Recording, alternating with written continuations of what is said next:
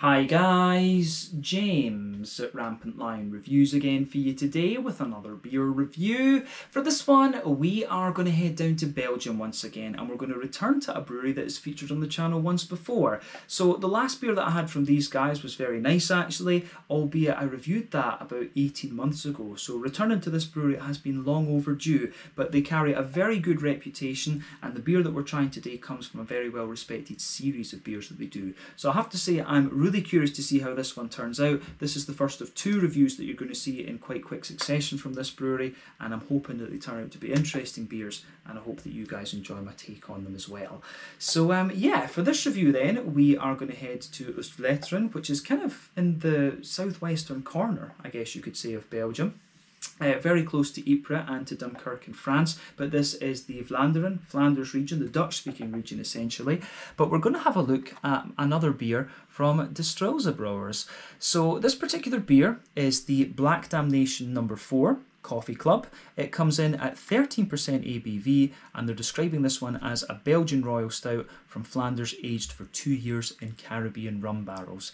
So yeah, interesting stuff. But to explain exactly what this series of beers entails, the Black Damnations are barrel-aged versions of the Black Albert Imperial Stout. From what I saw on the website, the highest number that they go up to is 10. So from what I could figure out, there are 10 different kinds of agings, I guess we could say, and yeah, there's different vintages within those different kinds of aging, so you can get these beers from different years. This one is the 2021 vintage according to the date on the side.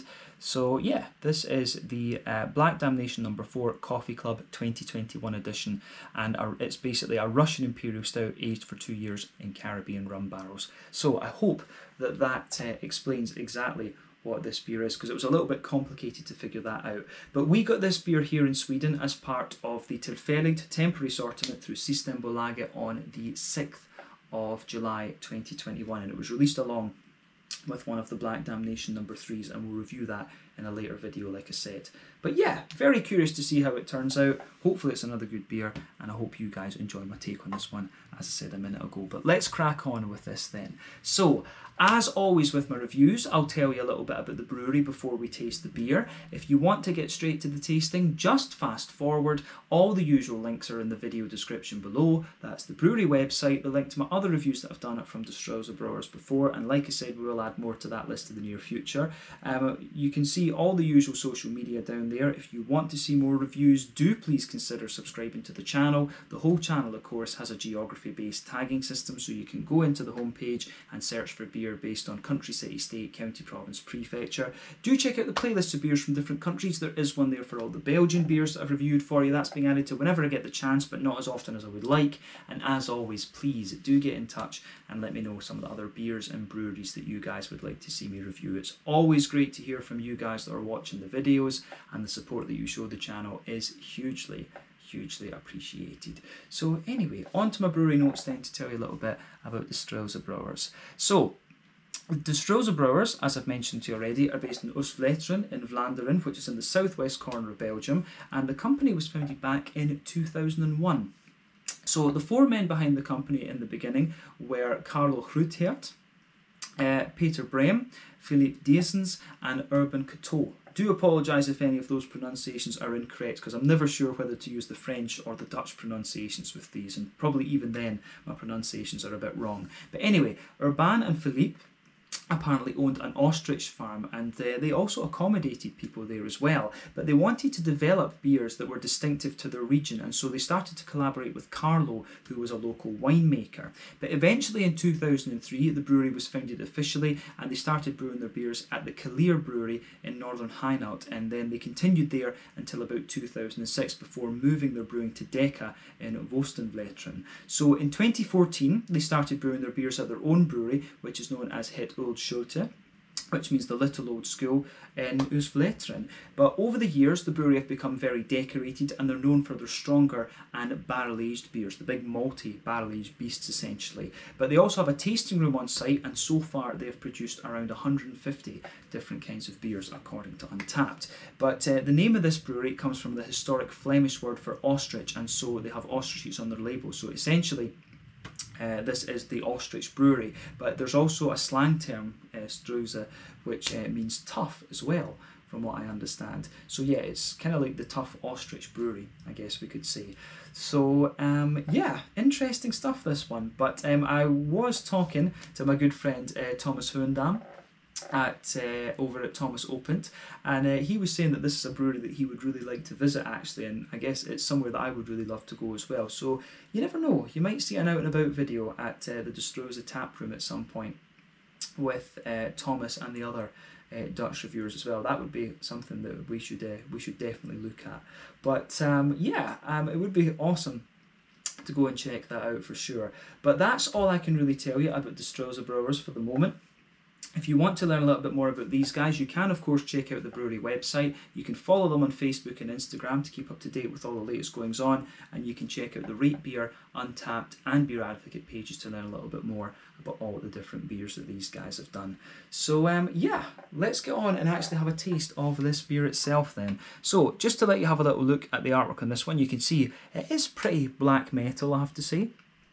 The artwork on these beers is always quite interesting. It's a little bit sort of old school, you know, old school kind of computer graphics, I think, but a little bit black metal at the same time. Plain gold bottle cap on this one, we should say. And as we said, this is the Black Damnation number 4 Coffee Club 2021 vintage, to be precise. But yeah, 13% Imperial Stout, this one. Like I said to you, this is a barrel-aged version of the Black Albert. That's what the Black Damnation series is, and the Black Albert is named after Albert II, the 6th king of the Belgians. So yeah, pretty cool actually. So a 13% Russian Imperial Stout aged in rum barrels for 2 years essentially. That's what I understand about this beer. 330ml bottle, this one. I paid 70 Swedish krona for this, so that is about €7, I guess somewhere in the region of like £6.75 or something like that, and then probably in the region of, you know, like $8.50, I guess. So for a big 13% Imperial Stout, that's nae bad actually, because you have to remember when the beers come up here to Sweden, Systembolaget is of course non-profit, but then the import companies do get a small cut. So import beers are always a little bit more expensive than the locally brewed ones, usually about 10 kroners or €1 or so. But yeah, let's get this guy out then and we'll get on with the tasting. I'm very curious to see how this turns out. Just to show you quickly as well actually, that little kind of heraldic shield up here, that is the Struise brewery symbol. So yeah, I also put the QR code into my phone earlier to get a bit more detail about this beer, but it didn't work unfortunately. So maybe this beer is a little bit too old for that. Either that or it's the wrong QR code or something. But yeah, maybe the guys at the Struise want to look into that. We'll see what happens with the other one that I bought as well. But let's get this guy out and we'll get on with the tasting then. I'm very, very curious about this, and definitely nice to return to the Struise after quite some time. So yeah, let's go for it. The last beer that I had from these guys was the Gran Reserva. That was in a big bottle, of course. But yeah, it was a very, very nice beer, that one I have to say. So yeah, awesome stuff. So yeah, no sediment on the bottom of this one as well. So that's another thing that tells you this beer is potentially quite fresh. It recommends on the bottle that you can age this one for up to 5 years. But you know, I've not had a beer from these guys in a long time. I've not had a rum barrel aged beer either for quite a substantial amount of time, so I just kind of thought, well, why not?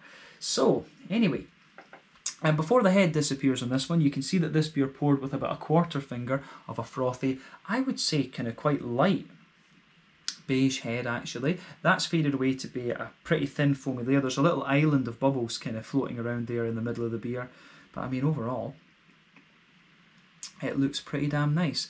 But as you can see in terms of colour, this one is pretty much black as night. If we shine the light through this beer, it does have a little bit of that kind of chestnutty Coca-Cola coloured edge to it, which you're always going to get. But yeah, one or two big bubbles sticking towards the side of the glass and a few little ones heading up towards the surface there. You know, for a 13% Imperial Stout, you wouldn't expect the head to hang around too long in this one. Unless it's a wheat stout, of course, because wheat helps head retention. But yeah, nothing overly surprising about this beer in terms of its appearance.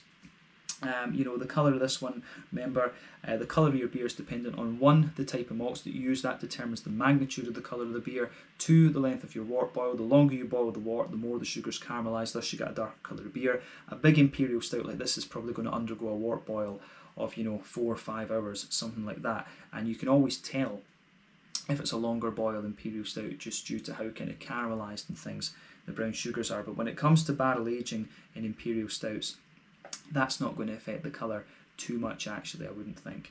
But yeah, barrel aging, of course, you tend to sacrifice a little bit of the thickness of the mouthfeel to get some of those big infused flavours. So I'm curious to see how that turns out in this particular beer. But appearance-wise, nothing untoward about this beer when you consider what style it is.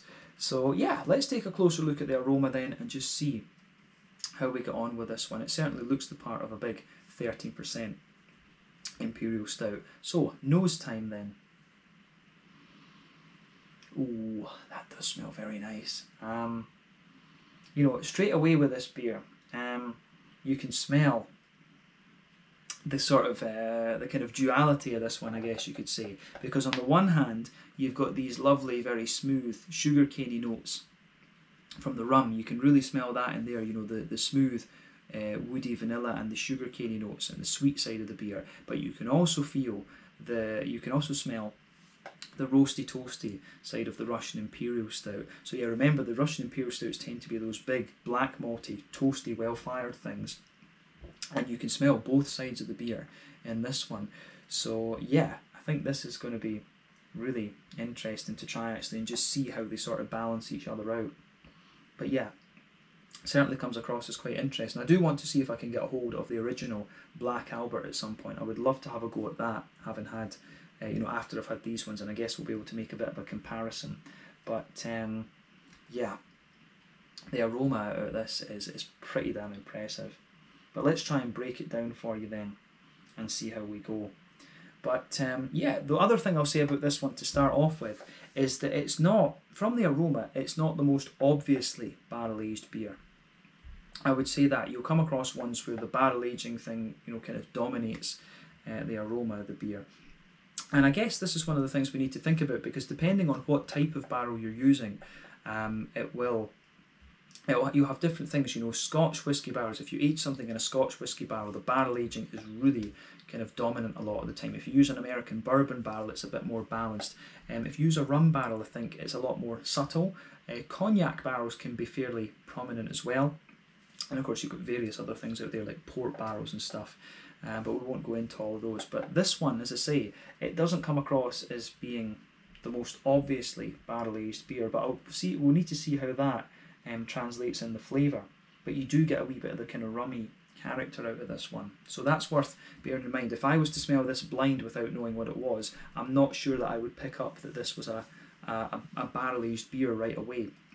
But anyway, yeah, so the backbone of this one, you can smell that smooth vanilla and oaky wood in the backbone of this beer. You can really smell that. That seems to be the thing that's holding everything together. But at the same time, on top of that, you can smell that sort of dry, well-fired bread crust to the beer. I'm guessing that this beer will have something like one of the Carafa malts in it from Weirmann in Germany, or it might have you know, something like Special B. It'll probably be like that, because there's a bit of there's something about the kind of well-fired bready backbone of this beer that comes across as quite familiar. And I know this from Nerd Brewing in Malmö. These are the two kind of malts that they like to use, mainly Special B there.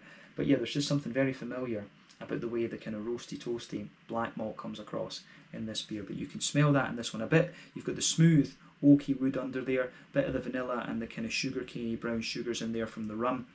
Then on top of that, you get the kind of well-fired bread crust. There's definitely a bit of a kind of very strong, kind of thicker brown bready quality to this one.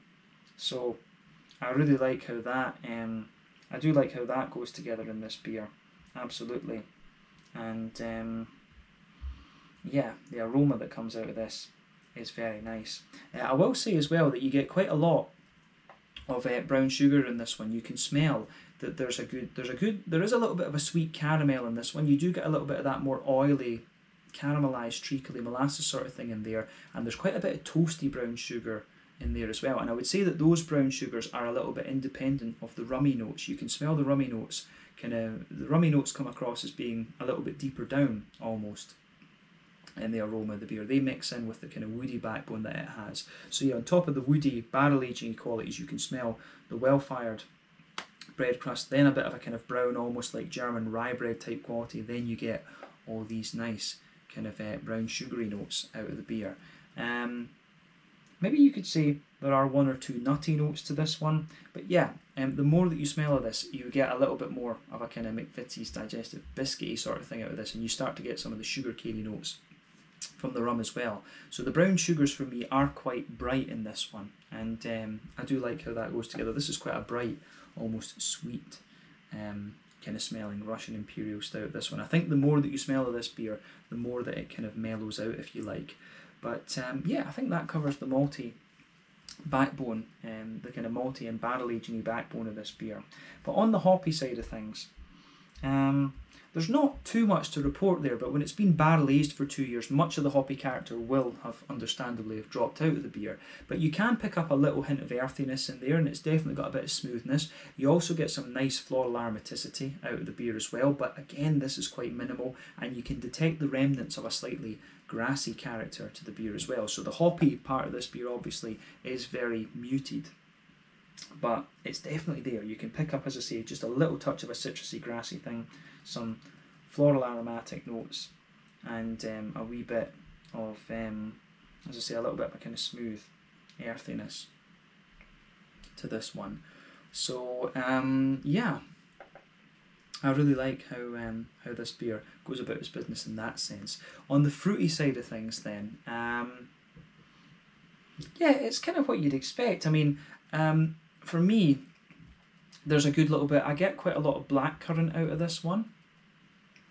I'm not sure, maybe a little hint of blackberry. Yeah, a little bit of blackberry, some juicy black currant in there.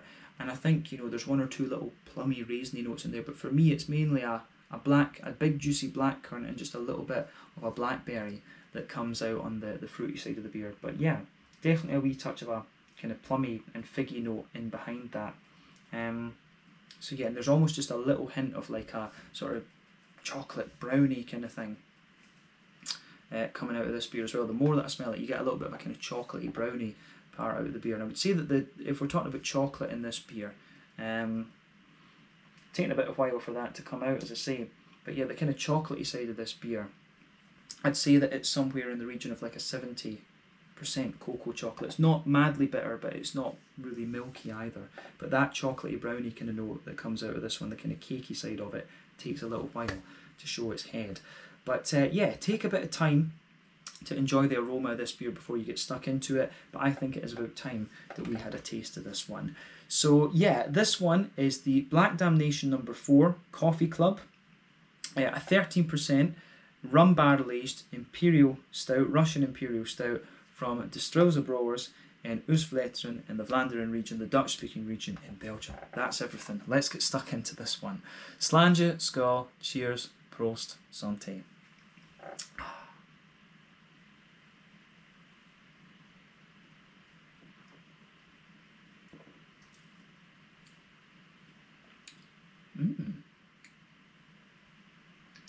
That's interesting, definitely.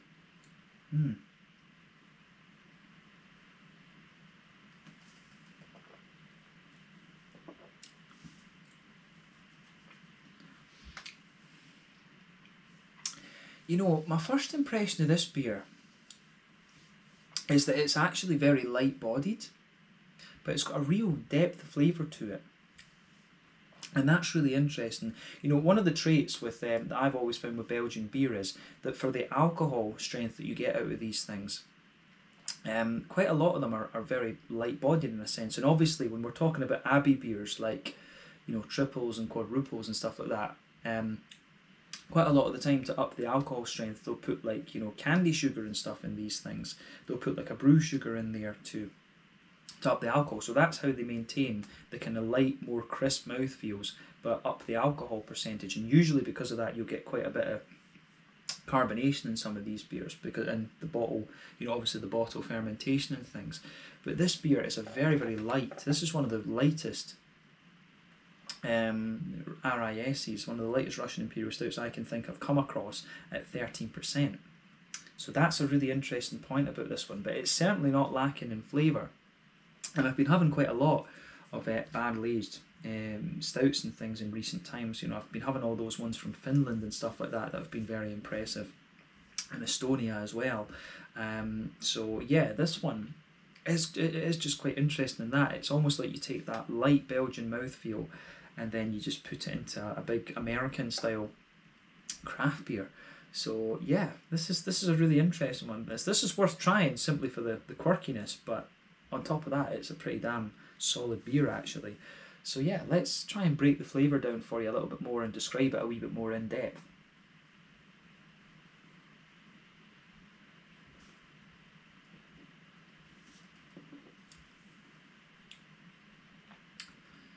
Yeah, it's interesting. So yeah,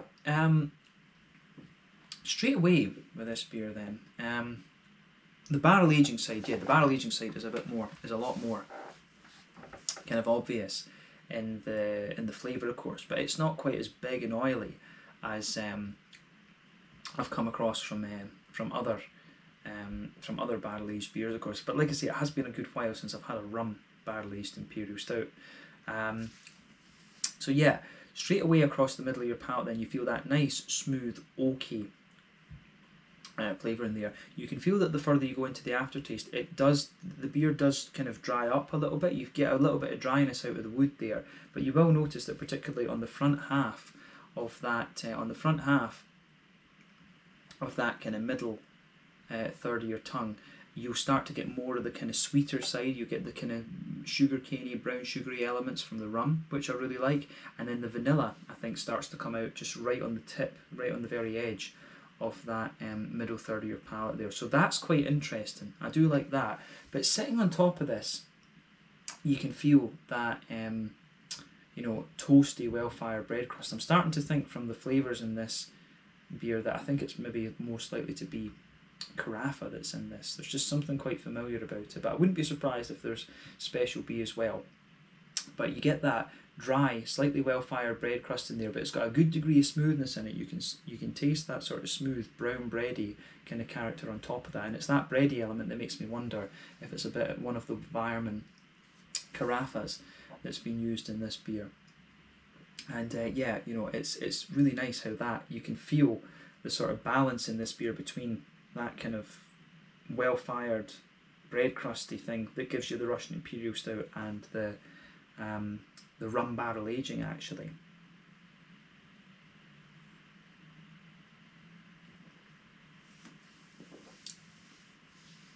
So yeah, that's a really interesting perspective in this beer, how that goes together. And as I say, the other thing that's sticking with me is that light mouthfeel, but we'll come to that later on. But yeah, on top of that bready layer then, you can feel there is a bit of a chocolatey presence to this beer, and as you usually get on the back half of that middle third of your palate, you get a bit more of a, little bit more of a kind of bitter chocolate. You do get a sort of 80-90% cocoa chocolate, but as you move further forward it sort of mellows out, not to the point where it's a more milky chocolate, but more to the point where it's maybe about a 70% cocoa. So you can feel it just mellowing out slightly as you kind of come further forward. But remember, the sweeter flavours always come out on the front part of your palate. The back of your palate tends to be the more, back and the sides of your palate tend to be the more kind of bitter flavours actually. But yeah, you can really feel that in this one. But the brown sugars, I think, the brown sugars that I was picking up in the aroma don't come up quite as much in the flavour of this beer, which I'm a little bit surprised about. But let's focus on that a little bit.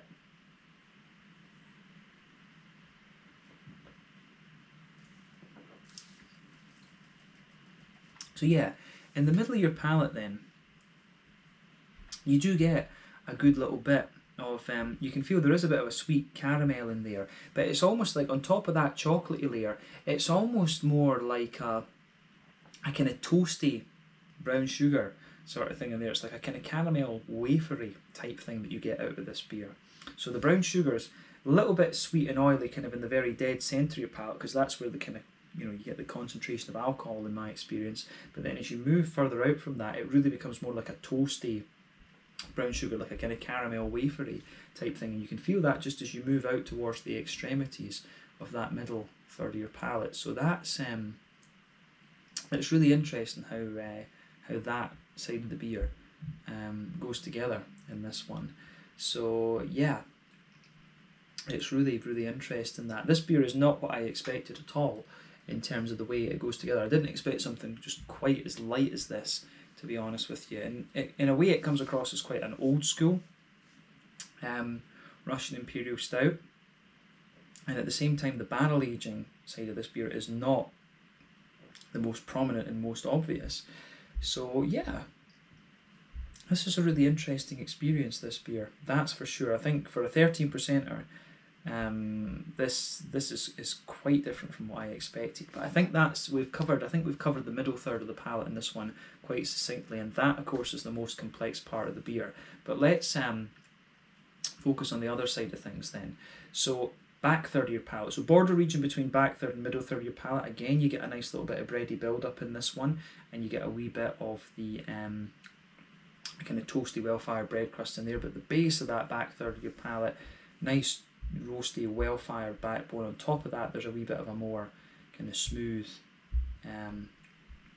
There's a wee bit of a more kind of smooth brown sugary element kind of goes into that as well. But you get that lovely kind of brown bready element there, not brown sugar. Don't know why I'm saying that. It's the brown bready element that's coming out of this one. So you get that toasty, well-fired backbone, brown bread on top, and then on top of that, you get a more kind of airy, yeasty quality out of this one. So you can feel that the flavour of the beer is a bit taller in the back third of your palate. As you come further forward, it condenses down, then into the middle third of your palate. It's just these flavours are a little bit more kind of squashed together in a sense.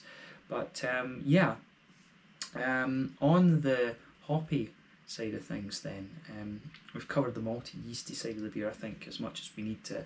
But on the hoppy side of things then, back corners of the palate, you can detect a good little bit of earthiness in this beer, and as you move further forward, it develops a little bit of a herbal quality, and as you push further forward onto the front corners of the palate, it's definitely got a wee bit of a floral aromaticity to it. But remember, these flavours are very, very muted because of the fact that it's barrel aged for 2 years. Much of the hoppy character in this beer will have dropped out of this, and you can feel that just because of how smooth it is. But in fairness, you do get a fair little bit of earthiness out of this beer.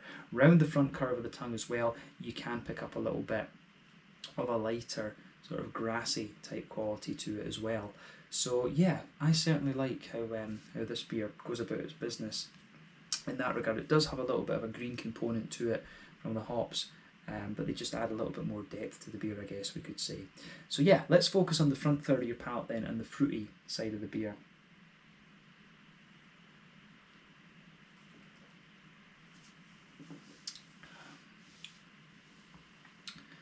But yeah, the border region between front third and middle third of your palate, again, you get a little bit of a kind of bready build up in there and a really well fired bread crust. But I think the further you go into the aftertaste with this beer, it does almost give you a little bit of that kind of chocolate muffin, chocolate brownie type thing. Then the base of that front third of your palate is really like that as well. It gives you this almost kind of cakey brownie like backbone, and it gets a wee bit more bitter the further that you go into the aftertaste as well. But sitting on top of that, you do get a little bit of that oily bubble where the juicy fruity esters roll the way out of the beer. But the fruity side of this beer is not that oily, to be quite honest with you. It's actually very light in a sense.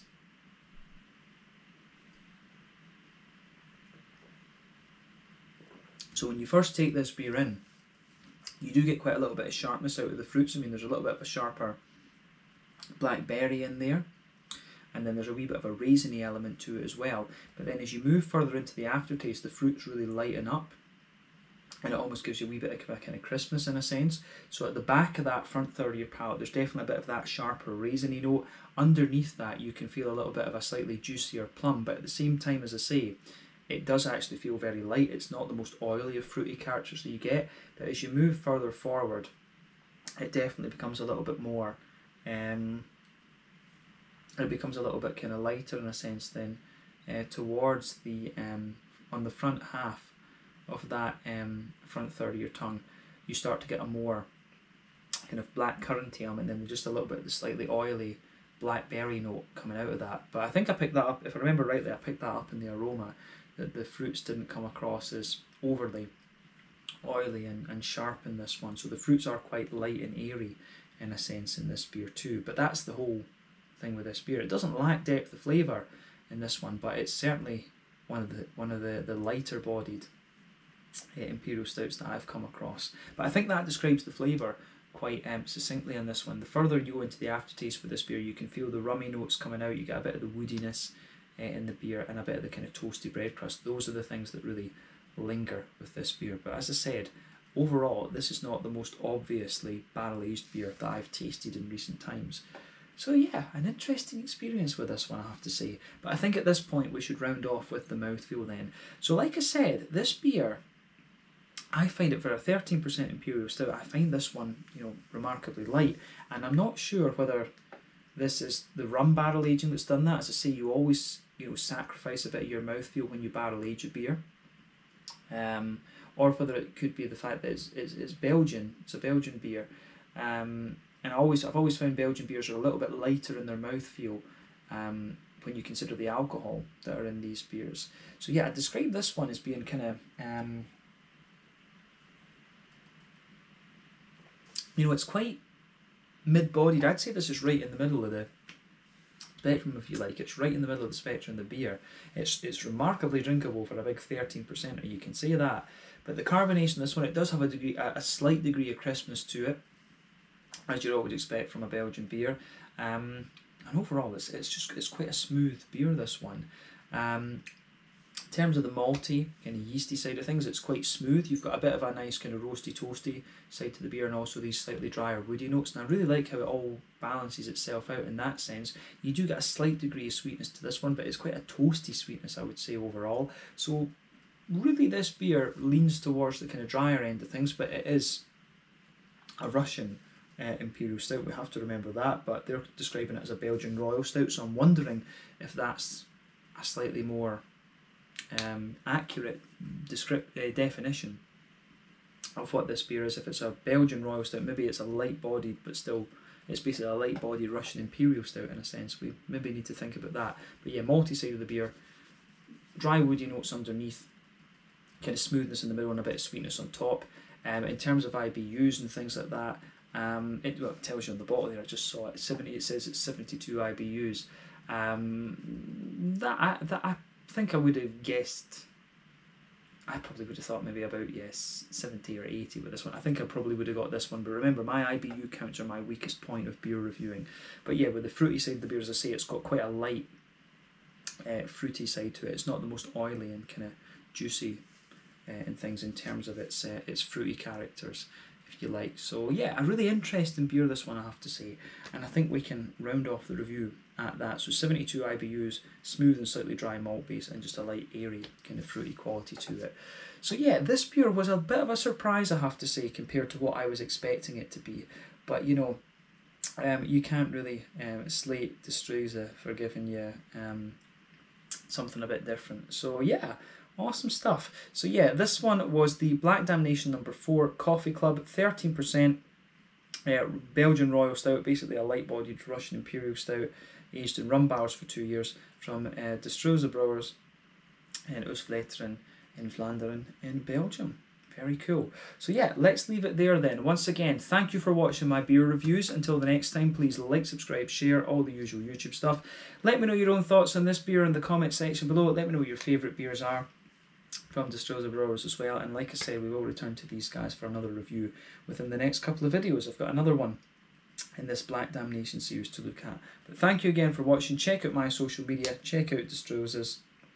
And I'll see you guys in the next review. Slàinte, skål, cheers. See you guys very soon.